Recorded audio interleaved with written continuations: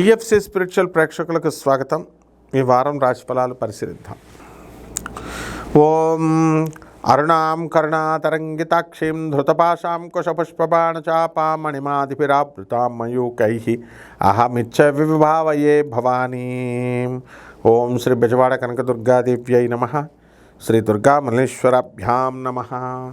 ముందుగా మనకి ఈ వారంలో గ్రహస్థితులను కనుక చూసుకున్నట్లయితే గురుడు మిథున రాశిలో ఉన్నాడు, కేతు సింహరాశిలో ఉన్నాడు, రాహు కుంభరాశి, ఆ తర్వాత ఈ యొక్క మన శని వక్రించి ఉండడము మీనరాశిలో, రవి కుజ, తర్వాత ఈ బుధ శుక్రగ్రహాలు మకర రాశిలో ఉండడము, ఇవన్నీ కూడా ఉన్నాయి.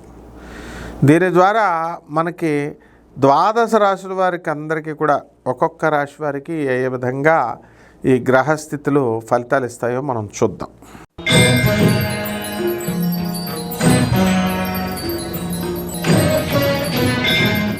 మకర రాశి, ఈ మకర రాశి వారికి అందరికీ కూడా మనము భార్యాభర్తల మధ్య గొడవలు కొట్లాట్లు అధికంగా ఉన్నాయి.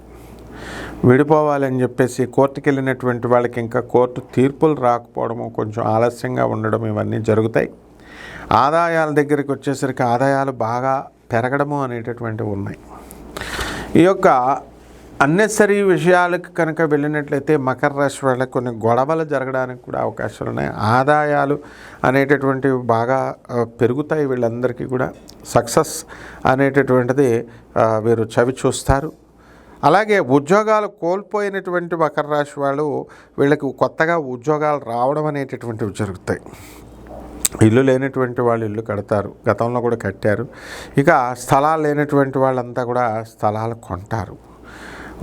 తల్లిదండ్రులు ఎవరైతే వార్ధక్యంలో ఉన్నారో అటువంటి వాళ్ళని అందరినీ కూడా దగ్గర పెట్టుకొని మీరు చూడడం జరుగుతుంది. మీ భార్య లేకపోతే మీ భార్య తరపు బంధువులు ఎవరైతే ఎదిరించారో అటువంటి వాళ్ళనందరినీ కూడా ఎదిరించి మీరు మీ తల్లిని చూసుకోవడం అనేటటువంటి చాలా మంచి పని మీరు బ్రహ్మాండంగా చేయడం జరుగుతుంది. ఇక పరిహారాల దగ్గరికి వచ్చేసరికి ఈ యొక్క రాహు జపం చేసుకోండి, రాహు స్తోత్రాలు చదవండి. రాహువుకి కిలోంపావు మినుములని ఆవుపేట రంగు ఉన్నటువంటి వస్త్రాన్ని ఇచ్చి పేద బ్రాహ్మడికి శనివారం నాడు ఉదయం 8 గంటలకు దానం చేసుకోండి. ఎందుకంటే అష్టమ కేతువు కూడా ఉన్నాడు. దానివల్ల మీ అందరికీ కూడా మెంటల్ టెన్షన్స్, సొసైడ్ చేసుకోవాలని టెండెన్సీస్ ఇవన్నీ వస్తాయి. అందువల్ల రావి చెట్టు చుట్టూ కూడా ప్రదక్షిణాలు ఓం దత్తాత్రేయాయ నమః అంటూ చేసుకోండి, బ్రహ్మాండంగా ఉంటుంది. శుభమస్తు.